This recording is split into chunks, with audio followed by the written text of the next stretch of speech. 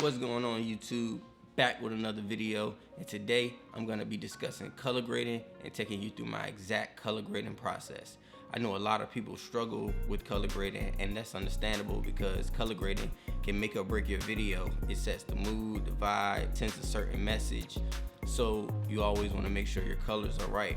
But there's no right or wrong way to color grade, so I'm going to show you my process and how I do it. Stick around for the full video so I can show you my top secret weapon that I use to color every single one of my videos. I'm gonna be showing you how to take your footage from looking like this to looking like this in just a few simple steps. So let's hop right into Premiere. Another thing before we hop into Premiere, I want to talk about exposing your footage correctly. When you expose your footage correctly in camera, it'll make your process way easier when you go to color grade. You don't want to have anything, your highlights too blown out or your lows too dark. So just keep that in mind when you shoot, and that way when you go into your color grading process, it'll make things a lot smoother. So let's hop into Premiere. Now we're in Premiere. Okay, so we got a couple videos loaded up, a couple raw videos. Yeah, I'm gonna show you guys exactly how I do it and my top secret weapon. So what I like to start off with is the white balance, light exposure.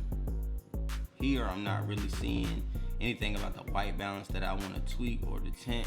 So what I'm gonna do is start with my contrast, and this is just gonna, these first steps just bring back some color, some detail. Bring up the highlights a little bit, maybe bring the exposure down. Looks kind of bright. Then I'll bring my shadows down and boost my whites up just slightly. Turn my blacks down.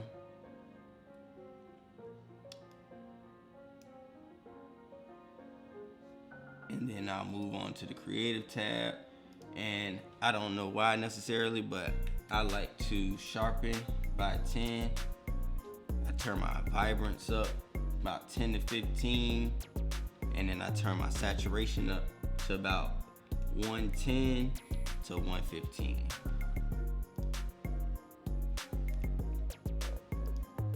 Then I'll go on my curves, create an S curve for the lows, mids, and the highs, and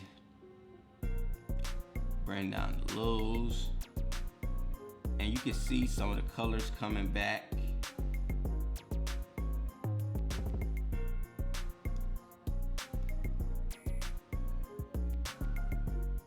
Slightly lift the highs.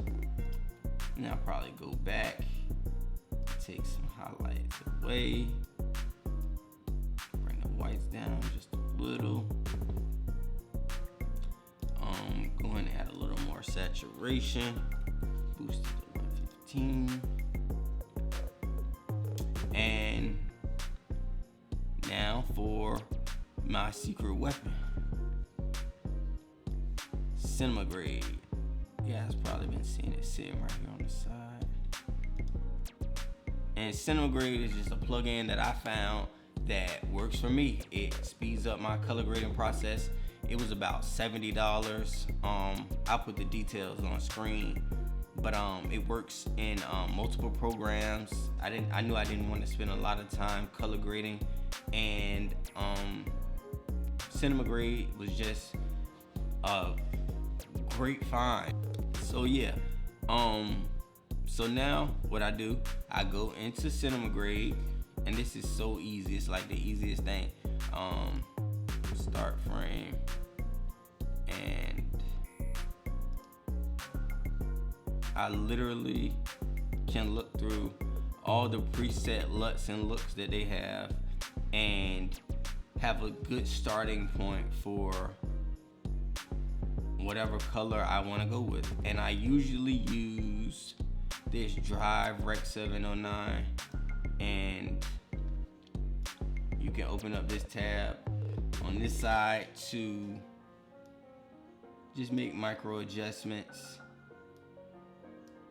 It's really a lot you can do in cinema grade. You can actually click and drag adjustments. You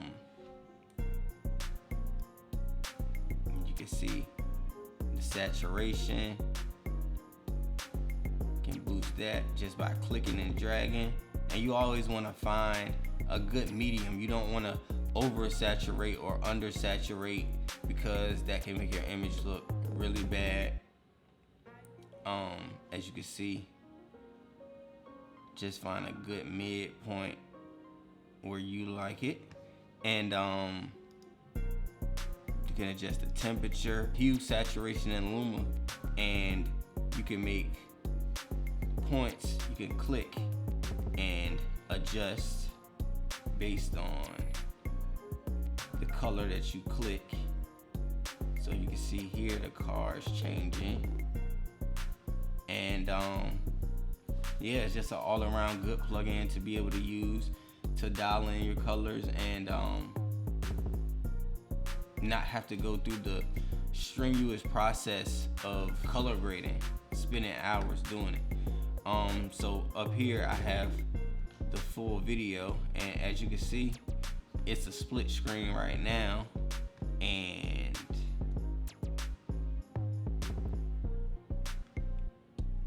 they're pretty similar. I think I oversaturated a little too much, but you get it. Yeah, one click and you have a nice color grade that you can use for your video. Okay, so here I have another video. You see I shot in a flat profile as well. S-Log2 to be exact, on my Sony a7 III. So here, what I'm gonna do, I'm gonna go in with the same exact process. Here I probably boost my exposure some, just a tad. Turn the contrast up, turn my highlights up, shadows down, whites up, blacks down. And like I said, all of this you just want to make minor adjustments so your colors don't break and you get smooth, buttery colors. Here I'm gonna create an S curve again.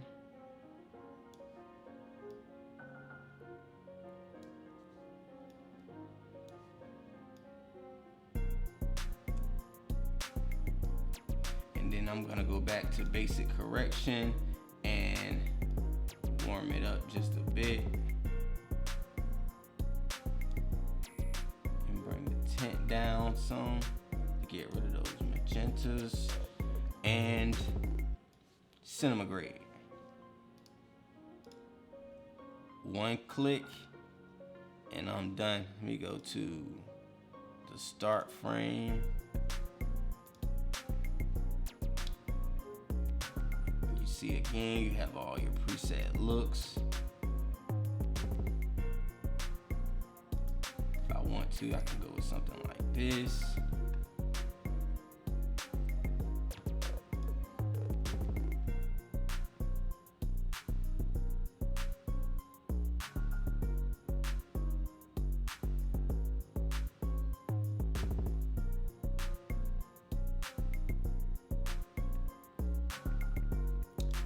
But I'll go back in and